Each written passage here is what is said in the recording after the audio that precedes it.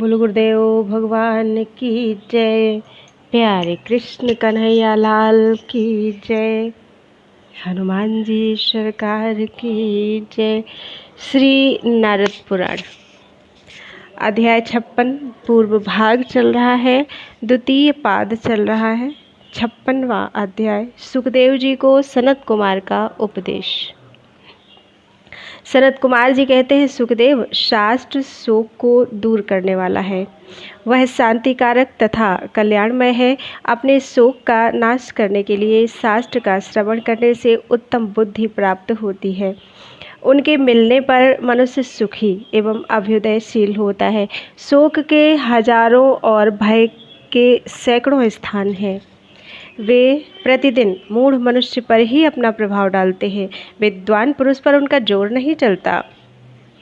शोक स्थान सहस्राणि भय स्थान शतानि चा दिवसे दिवसे मूढ़मा विशन्ति न पंडितम। अल्प बुद्धि वाले मनुष्य ही अप्रिय वस्तु के संयोग और प्रिय वस्तु के वियोग से मन ही मन दुखी होते हैं। जो वस्तु भूतकाल के गर्भ में छिप गई अर्थात नष्ट हो गई, उसके गुणों का स्मरण नहीं करना चाहिए, क्योंकि जो आदरपूर्वक उसके गुणों का चिंतन करता है वह उसकी आसक्ति के बंधन से मुक्त नहीं हो पाता। जहाँ चित्त की आसक्ति बढ़ने लगे वहीं दोष दृष्टि करनी चाहिए और उसे अनिष्ट को बढ़ाने वाला समझना चाहिए। ऐसा करने पर उसे शीघ्र ही वैराग्य हो जाता है। जो बीती बात के लिए शोक करता है उसे धर्म, अर्थ और यश की प्राप्ति नहीं होती। वह उसके अभाव का दुख मात्र उठाता है, उससे अभाव दूर नहीं होता। सभी प्राणियों को उत्तम पदार्थों से संयोग और वियोग प्राप्त होते रहते हैं। किसी एक पर ही यह शोक का अवसर नहीं आता। जो मनुष्य भूतकाल में मरे हुए किसी व्यक्ति अथवा नष्ट हुई किसी वस्तु के लिए निरंतर शोक करता है वह एक दुख से दूसरे दुख को प्राप्त होता है। इस प्रकार उसे दो अनर्थ भोगने पड़ते हैं। यदि कोई शारीरिक और मानसिक दुख उपस्थित हो जाए तथा उसे दूर करने में कोई उपाय काम न दे सके तो उसके लिए चिंता नहीं करनी चाहिए। दुख दूर करने की सबसे अच्छी दवा यही है कि उसका बार बार चिंतन ना किया जाए। चिंतन करने से वह घटता नहीं बल्कि और बढ़ता ही जाता है। इसलिए मानसिक दुख को बुद्धि के विचार से और शारीरिक कष्ट को औषध सेवन द्वारा नष्ट करना चाहिए। शास्त्र ज्ञान के प्रभाव से ही ऐसा होना संभव है। दुख पड़ने पर बालकों की तरह रोना उचित नहीं है। रूप, यौवन, जीवन, धन, संग्रह, आरोग्य तथा प्रियजनों का सहवास ये सब अनित्य हैं। विद्वान पुरुष को इनमें आसक्त नहीं होना चाहिए। आए हुए संकट के लिए शोक करना उचित नहीं है। यदि उस संकट को टालने का कोई उपाय दिखलाई दे तो शोक छोड़कर उसे ही करना चाहिए। इसमें संदेह नहीं कि जीवन में सुख की अपेक्षा दुख ही अधिक होता है। तथापि जरा और मृत्यु के दुख महान है, अतः उनसे अपने प्रिय आत्मा का उद्धार करें। शारीरिक और मानसिक रोग सुदृढ़ धनुष धारण करने वाले वीर पुरुष के छोड़े हुए तीखी धार वाले बाणों की तरह शरीर को पीड़ित करते हैं। तृष्णा से व्यथित, दुखी एवं विवश होकर जीने की इच्छा रखने वाले मनुष्य का नाशवान शरीर क्षण क्षण में विनाश को प्राप्त हो रहा है। जैसे नदियों का प्रवाह आगे की ही ओर बढ़ता जाता है, पीछे की ओर नहीं लौटता, उसी प्रकार रात और दिन भी मनुष्यों की आयु का अपहरण करते हुए एक एक करके बीतते चले जा रहे हैं। यदि जीव के किए हुए कर्मों का फल पराधीन न होता तो वह जो चाहता उसकी वही कामना पूरी हो जाती। बड़े बड़े संयमी, चतुर और बुद्धिमान मनुष्य भी अपने कर्मों के फल से वंचित होते देखे जाते हैं तथा गुणहीन, मूर्ख और नीच पुरुष भी किसी के आशीर्वाद बिना ही समस्त कामनाओं से संपन्न दिखाई देते हैं। कोई कोई मनुष्य तो सदा प्राणियों की हिंसा में ही लगा रहता है और संसार को धोखा दिया करता है, किंतु कहीं कहीं ऐसा पुरुष भी सुखी देखा जाता है। कितने ही ऐसे हैं जो कोई काम न करके चुपचाप बैठे रहते हैं फिर भी उनके पास लक्ष्मी अपने आप पहुंच जाती है। और कुछ लोग बहुत से कार्य करते हैं फिर भी मनचाही वस्तु नहीं पाते। इसमें पुरुष का प्रारब्ध ही प्रधान है। देखो, वीर्य अन्यत्र पैदा होता है और अन्यत्र जाकर संतान उत्पन्न करता है। कभी तो वह योनि में पहुंचकर गर्भ धारण कराने में समर्थ होता है और कभी नहीं होता। कितने ही लोग पुत्र पौत्र की इच्छा रखकर उसकी सिद्धि के लिए यत्न करते रहते हैं तो भी उनके संतान नहीं होती। और कितने ही मनुष्य संतान को क्रोध में भरा हुआ सांप समझकर सदा उससे डरते रहते हैं तो भी उनके यहाँ दीर्घजीवी पुत्र उत्पन्न हो जाता है, मानो वह स्वयं किसी प्रकार परलोक से आकर प्रकट हो गया हो। कितने ही गर्भ ऐसे हैं जो पुत्र की अभिलाषा रखने वाले दीन स्त्री पुरुषों द्वारा देवताओं की पूजा और तपस्या करके प्राप्त किए जाते हैं और 10 महीने तक माता के उदर में धारण किए जाने के बाद जन्म लेने पर कुलांगार अर्थात कुल के लिए अंगार निकल जाते हैं। उन्हीं मांगलिक कृत्यों से प्राप्त हुए बहुत से ऐसे पुत्र हैं जो जन्म लेने के साथ ही पिता के संचित किए हुए अपार धन धान्य और विपुल भोगों के अधिकारी होते हैं। इन सब में प्रारब्ध ही प्रधान है। जो सुख और दुख दोनों की चिंता छोड़ देता है वह अविनाशी ब्रह्म को प्राप्त होता है और परम आनंद का अनुभव करता है। धन के उपार्जन में बड़ा कष्ट होता है, उसकी रक्षा में भी सुख नहीं है तथा उसके खर्च करने में भी क्लेश ही होता है। अतः धन को प्रत्येक दशा में दुखदायक समझकर उसके नष्ट होने पर चिंता नहीं करनी चाहिए। मनुष्य धन का संग्रह करते करते पहले की अपेक्षा ऊंची स्थिति को प्राप्त करके भी कभी तृप्त नहीं होते। वे और अधिक धन कमाने की आशा लिए हुए ही मर जाते हैं। इसलिए विद्वान पुरुष सदा संतुष्ट रहते हैं, वे धन की तृष्णा में नहीं पड़ते। संग्रह का अंत है विनाश, सांसारिक ऐश्वर्य की उन्नति का अंत है उस ऐश्वर्य की अवनति। संयोग का अंत है वियोग और जीवन का अंत है मरण। तृष्णा का कभी अंत नहीं होता, संतोष ही परम सुख है।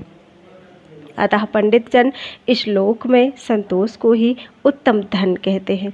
आयु निरंतर बीती जा रही है, वह पल भर भी विश्राम नहीं लेती। अब अपना शरीर ही अनित्य है, तब इस संसार की दूसरी किसी वस्तु को नित्य कैसे समझा जाए। जो मनुष्य सब प्राणियों के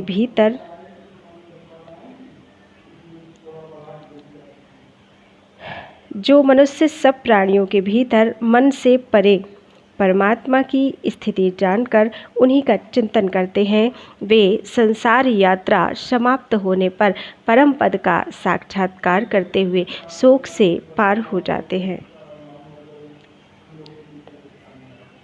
आयु निरंतर बीती जा रही है, वह पल भर भी विश्राम नहीं लेती। अब अपना शरीर ही अनित्य है, तब इस संसार की दूसरी किस वस्तु को नित्य समझा जाए।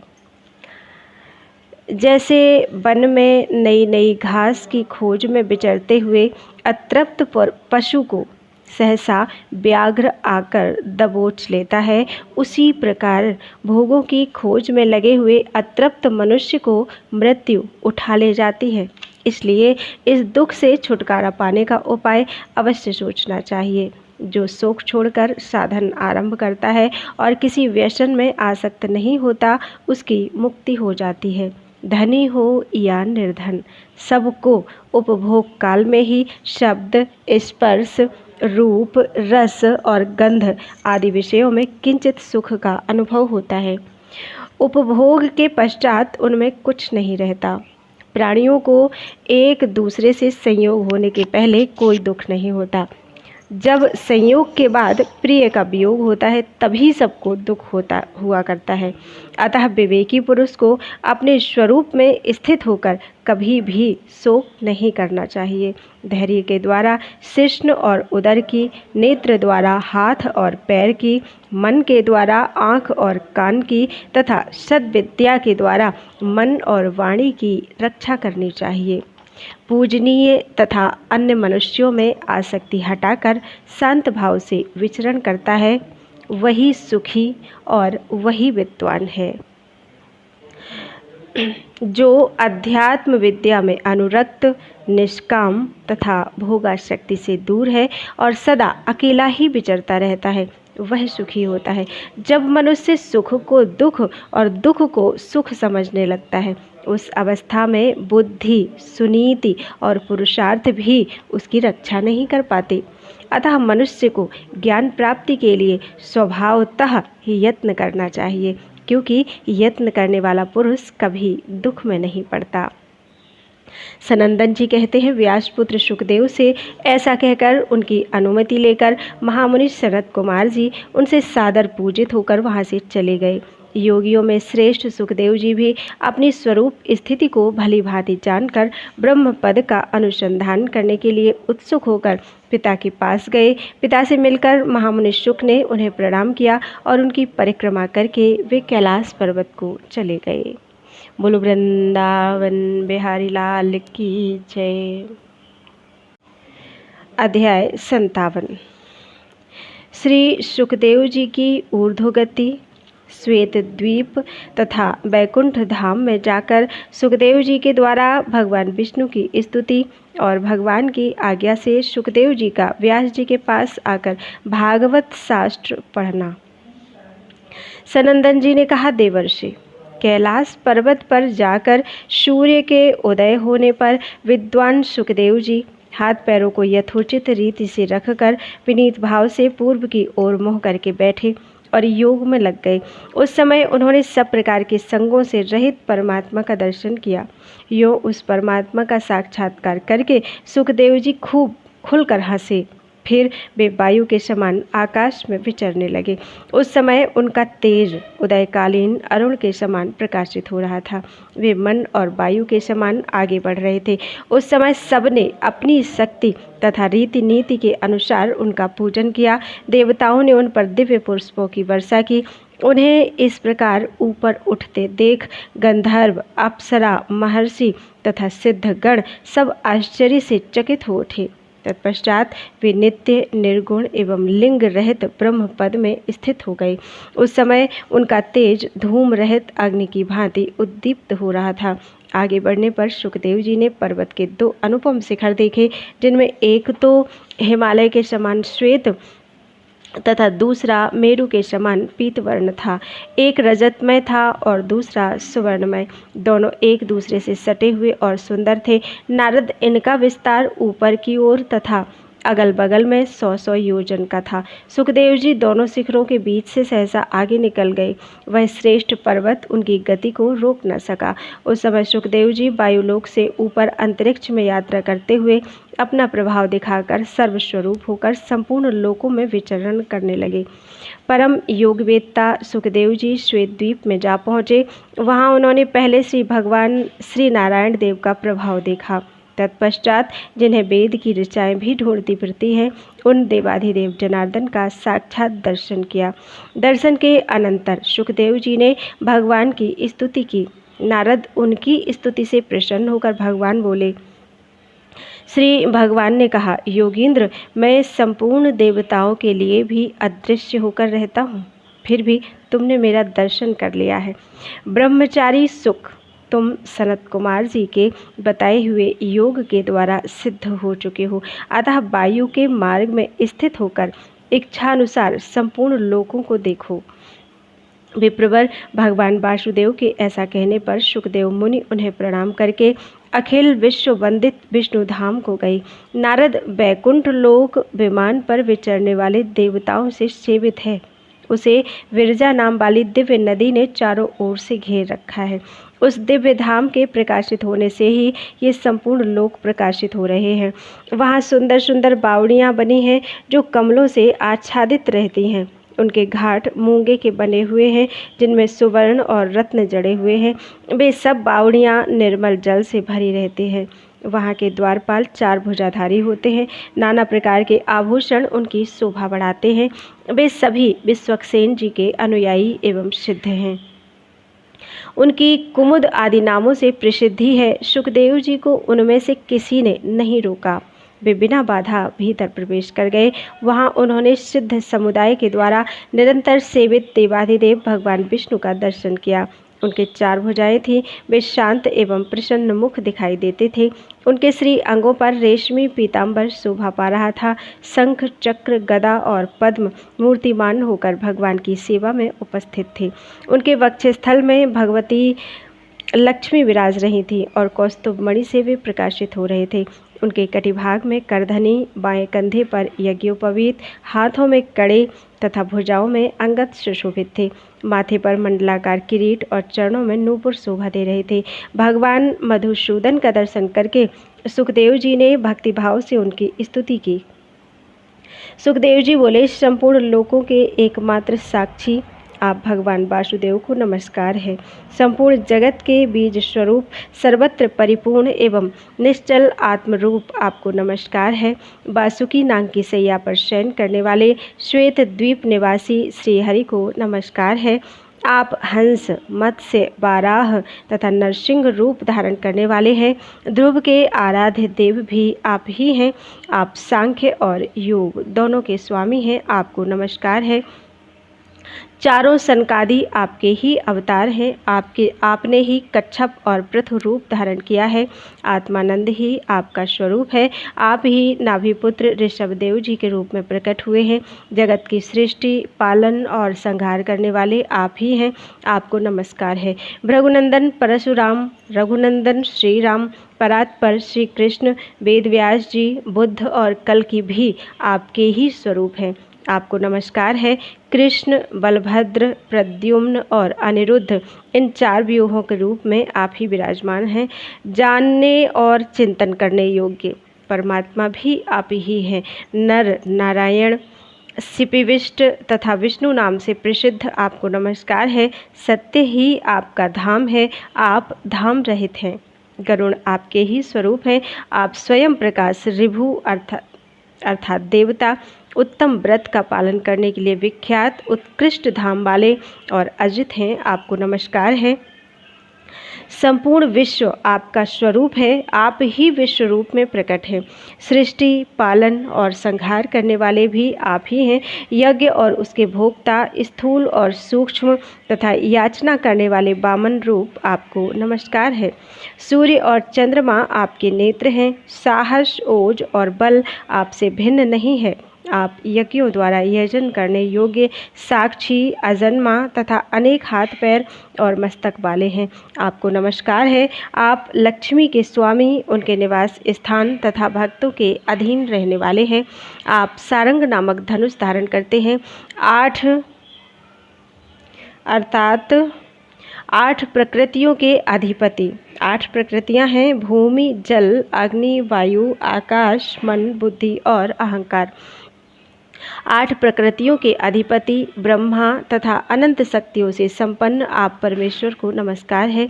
बृहदारण्यक उपनिषद के द्वारा आपके तत्व का बोध होता है। आप इंद्रियों के प्रेरक तथा जगत सृष्टा ब्रह्मा हैं। आपके नेत्र विकसित कमल के समान हैं। क्षेत्रज्ञ के रूप में आप ही प्रकाशित हो रहे हैं। आपको नमस्कार है। गोविंद, जगतकर्ता, जगन्नाथ, योगी, सत्य प्रतिज्ञ, वैकुंठ और अच्युत रूप आपको नमस्कार है। अधोक्षज, धर्म, वामन, त्रिधातु, तेजः पुंज धारण करने वाले विष्णु, अनंत एवं कपिल रूप आपको नमस्कार है। आप ही विरंची नाम से प्रसिद्ध ब्रह्मा जी हैं। 3 शिखरों वाला त्रिकूट पर्वत आपका ही स्वरूप है। ऋग्वेद, यजुर्वेद और सामवेद आपके अभिन्न विग्रह हैं। एक सींग वाले श्रृंगी ऋषि भी आपकी ही विभूति हैं। आपका यश परम पवित्र है तथा संपूर्ण वेद शास्त्र आपसे ही प्रकट हुए हैं। आपको नमस्कार है। आप वृषा कपि अर्थात धर्म को अविचल रूप से स्थापित करने वाले विष्णु, शिव और इंद्र हैं। संपूर्ण समृद्धियों से संपन्न तथा प्रभु सर्वशक्तिमान है। यह संपूर्ण विश्व आपकी ही रचना है। भूरलोक, भुवरलोक और स्वरलोक आपके ही स्वरूप हैं।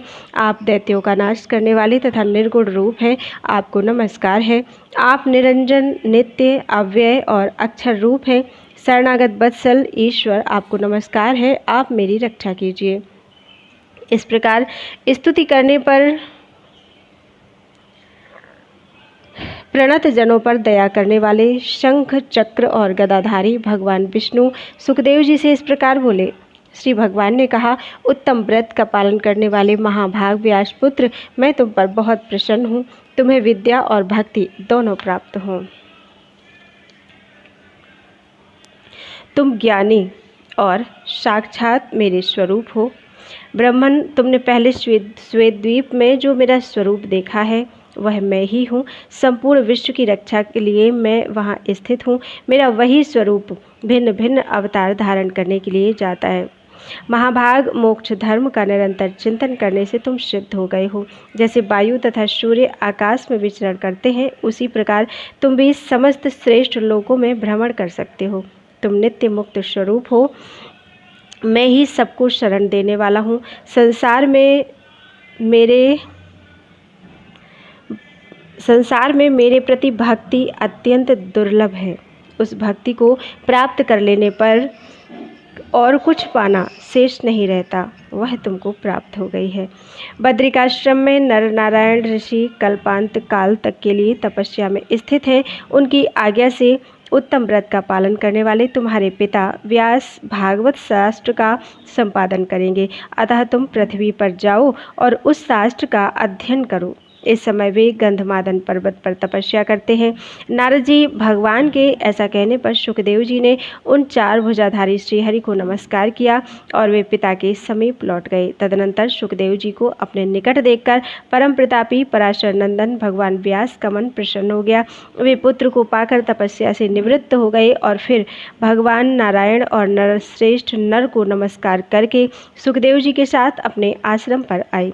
मुनीश्वर नारद, तुम्हारे मुख से भगवान नारायण का आदेश पाकर उन्होंने अनेक प्रकार के शुभ उपाख्यानों से युक्त दिव्य भागवत संहिता बनाई, जो वेद के तुल्य माननीय तथा भगवत भक्ति को बढ़ाने वाली है।